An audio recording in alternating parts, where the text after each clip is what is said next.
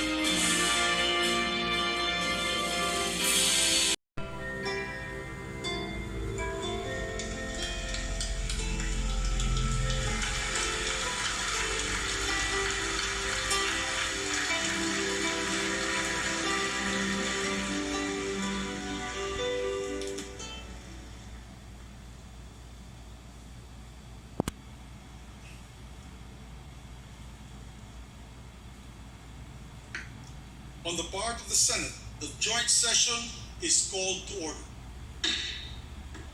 On the part of the House of Representatives, the joint session is called to order. Please rise for the singing of the Philippine National Anthem, to be led by the Samiwang Singers of Ilocos Norte.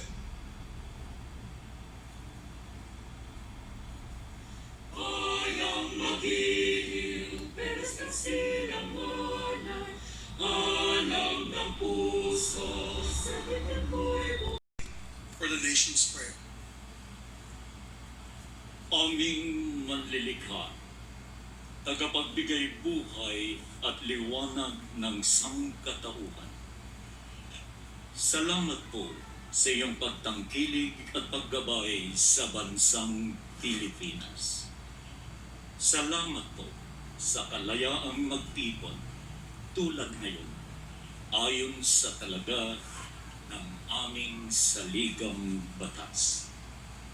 Salamat po na kami dahil sa kabayanihan, pagsisikap at sakripisyo ng aming mga ninuno at mga bayani ay nabuo upang maging isang bansa at isang malayang demokratikong republika. Walhamdulillahi Rabbil Alamin. Members of the Congress of the Philippines, His Excellency Ferdinand Romualdez Marcos Jr., President of the Republic of the Philippines.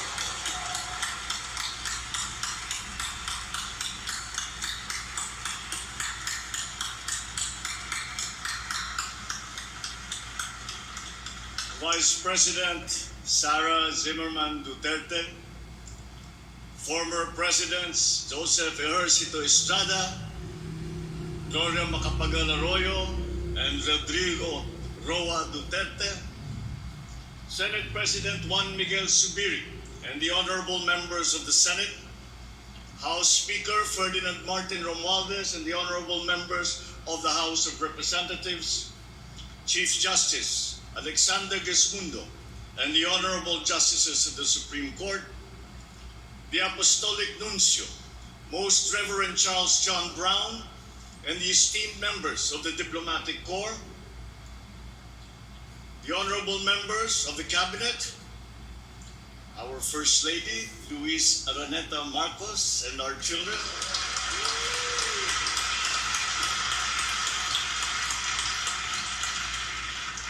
distinguished guests, ang mga minamahal kong mga kababayan, ladies and gentlemen, magandang hapon po sa inyong lahat. I come before you today to address you as it is my duty as President of the Republic. $4,256 income per capita and the attainment of upper middle income status by 2000. The headline goals summarize the objectives of this medium-term fiscal strategy being submitted to Congress for its adoption and concurrence to the concurrent resolution by the Senate and House of Representatives. Once adopted, the MTFF will become an anchor for the annual spending and financing plan of the national government and Congress when preparing the annual budget and undertaking related appropriation activities. It is therefore a forward-looking document that extends beyond the traditional 3-year horizon to reach 6 years, coinciding with the 6-year coverage of the Philippine Development Plan 2023 to 2028. And that which will hit us in the long term. Tayo ay nahaharap sa mga problemang kagyat nating mararamdaman at mga hamong pangmatagalan. Ang mga suliraning agarang mararamdaman ng ating mga kababayan ay ang posibilidad ng tuloy-tuloy na pagsipa ng presyo ng pagkain at kakulangan sa supply ng ating pagkain. Upang masuportahan ang mabimili para mapanatili ang kanilang purchasing power o kapangyarihan sa pagbili, isinapinal ng Department of Agriculture ang planong taasan ang produksyon sa susunod na panahon ng pagtanim o planting season sa pamamagitan ng tulong pinansyal at teknikal. Magbibigay tayo ng pauta habang mas ilalapit natin sa sektor ng agrikultura ang hindi gaanong mahal na farm inputs na bibilhin na ng bulto ng gobyerno. Kabilang dito ang abono, pestisidyo, mga punla, feeds, fuel subsidy, at ayuda para sa mga karapat-dapat na benepisyaryo. Para sa pangmatagalang solusyon, itataas natin ang produksyon ng mga kalakal at produktong pang-agrikultura. At para magawa ito, pagtitibayin natin ang tinatawag na value chain na nagsisimula sa mga magsasaka hanggang sa mga namimili.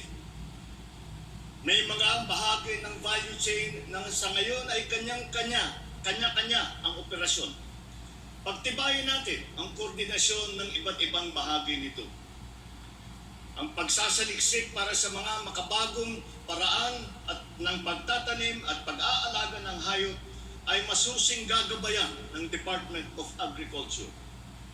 Ang produksyon ng farm inputs o mga kakailanganin ng mga magsasaka sa pagpapalago ng kanilang sakahan ay ating iaayon sa mga hamong dala ng climate change at global warming.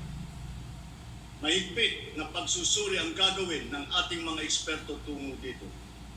Ang mga pautang at financial assistance sa mga magbubukid at mangingisda ay magiging institusyon at patakaran ng aking administrasyon.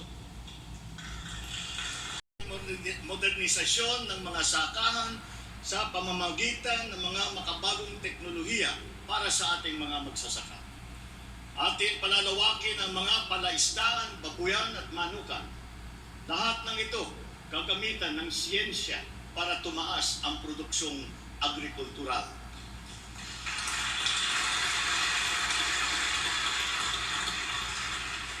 Maging ang post-production at processing ay susuportahan ng pamahalaan. Gagawa tayo ng network, national network ng farm-to-market road upang mas mabilis na mailakbay ng mga magsasaka ang kanilang mga produkto sa mga pamilihan. At gagawa tayo ng mga paraan upang maramdaman ng mga mamimili ang pagluluwag ng presyo ng mga produktong pagkain sa kayang halaga, gaya ng muling pagbubuhay ng mga kadiwa center. Hindi ito magagawa sa isang araw. Hindi magagawa sa isang buwan o isang taon lamang. Ngunit, kailangan na natin simulaan ngayon. The Comprehensive Agrarian Reform Program shall receive it without any obligation to pay any amortization.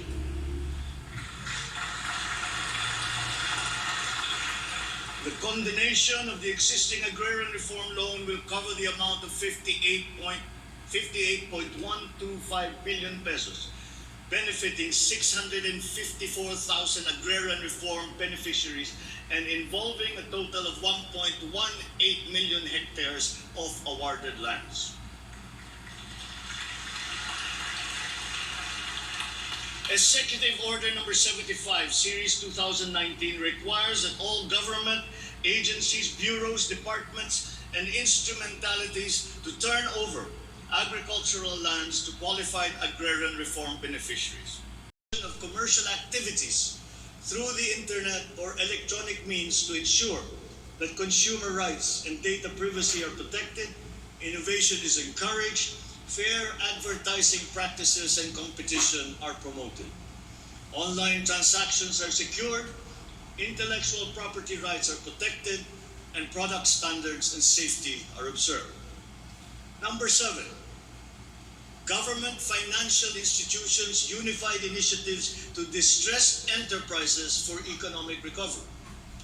This seeks to provide financial assistance to distressed enterprises critical to economic recovery through programs and initiatives to be implemented by the Land Bank of the Philippines, the Development Bank of the Philippines, and the Philippine Guarantee Corporation for purposes of addressing liquidity or solvency problems of MSMEs and strategically important industries to encourage their continued operation and maintain employment. Number 8, the establishment of a Medical Reserve Corps. Establishes a Medical Reserve Corps under the Health and Emergency Management Bureau of the DOH. The MRC shall be composed of licensed physicians, medical students who have completed their 4 years of medical courses, graduates of medicine, registered nurses, licensed allied health professionals. Number 9, of senior high school programs, grades 11 and 12, in all public and private tertiary level educational institutions. The aim is to motivate, train, organize, and mobilize students for national defense preparedness, including disaster preparedness and capacity building for risk-related situations. Number 17, enactment of an enabling law for the natural gas industry. This year we have assembled the best Filipino minds to help navigate us to this global crisis that we are now facing. We will endure. Let our Filipino spirit ever remain undimmed.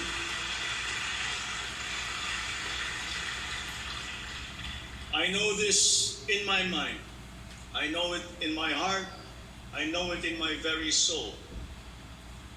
The state of the nation is sound. Thank you and good afternoon. Marami pong salamat sa inyo lahat.